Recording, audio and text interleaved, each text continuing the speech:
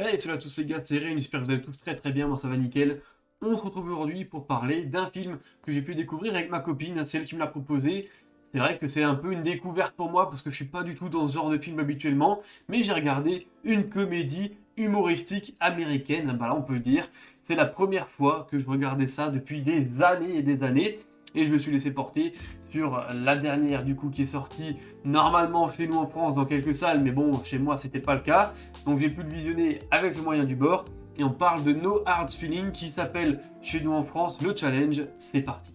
Alors le Challenge est sorti normalement en juin 2023 chez nous en France dans quelques salles. Hein, voilà, pas partout, c'est vrai.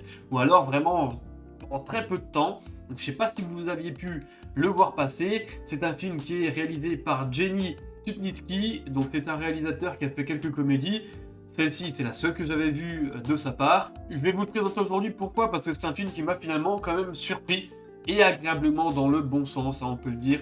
C'est vrai que je m'attendais à rien du tout devant ce film et finalement, j'ai été surpris et en plus, c'est vrai que j'ai quand même apprécié ce que j'ai vu dans la globalité. Alors, au niveau du casting, il y a très peu de personnages. Je vais vous citer vraiment que les deux principaux, il y en a quelques autres, mais vraiment, on s'en fout globalement. Je vais vous citer les deux principaux. Le personnage principal de Maddie sera interprété par Jennifer Lawrence.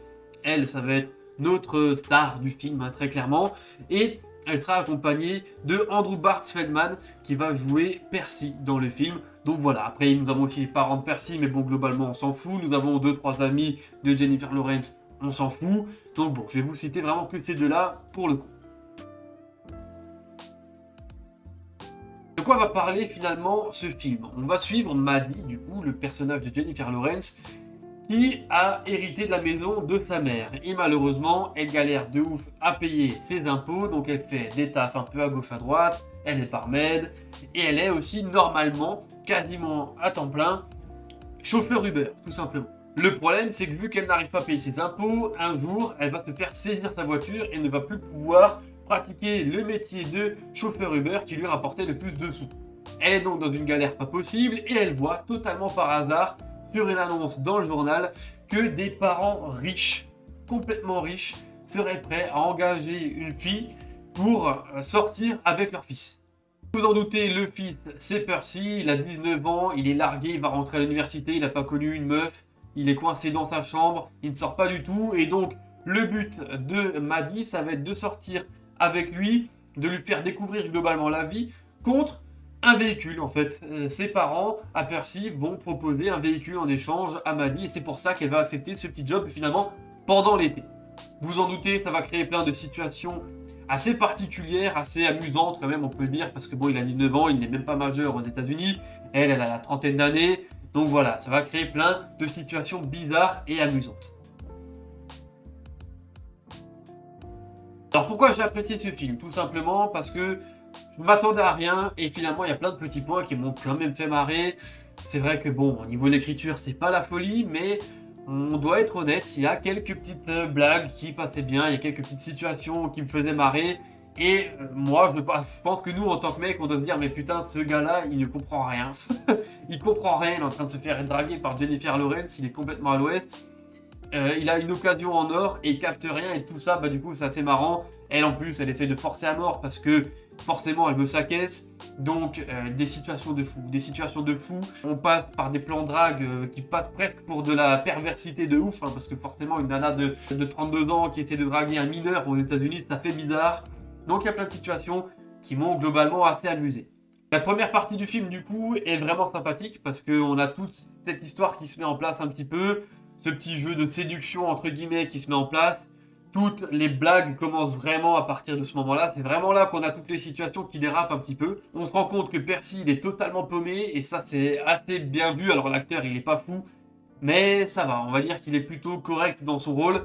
Et le fait qu'il soit totalement paumé et qu'il capte rien, qu'il est complètement surpris face à la beauté de Jennifer Lawrence dans le film, bah ça crée des situations qui sont franchement divertissantes. On a le droit à Jennifer Lawrence à poil sur une plage qui fait du catch, improbable. On a le droit à Percy à poil sur le pare-brise de la voiture, se faire trimballer au plein milieu de la nuit, improbable. On a le droit à Jennifer Lawrence qui se prend des patates en pleine gorge, improbable. Enfin bref, il y a plein de situations de fou. La deuxième partie du film est un peu plus molle, il y a un petit ventre mou parce qu'on rentre vraiment dans l'intrigue, en mode, bah forcément, hein, vous vous en doutez, dans ce genre de... Apparemment, d'après ma copine, c'est le truc classique dans ces films-là. Bah, du coup, je pense que vous vous en doutez si vous connaissez un petit peu la recette. Il y a le moment où il va se rendre compte que forcément, elle est là plus pour le véhicule que pour lui. Et donc, il y a voilà, ce côté tristesse qui commence à rentrer en compte, ce côté plus humain, entre guillemets, sur les sentiments, etc. C'est un peu plus mou, c'est la partie qui m'a le moins intéressé personnellement. Et puis à la fin, on a de nouveau 2-3 petites vannes qui passent plutôt bien, qui sont sympathiques. Et donc, pour être honnête, j'ai quand même passé un bon moment globalement devant ce film. Alors c'est vrai que bon, moi je suis pas du tout spécialiste de ce genre de film, donc je sais pas si par rapport aux autres il est bien ou pas, mais je dois être honnête que j'ai passé un moment plutôt agréable. Le film dure 1h43, je les ai globalement pas trop vu passer, ça c'est passé crème. Donc écoutez, moi c'est un film qui m'a bien plu, je sais pas si vous le connaissiez ou pas.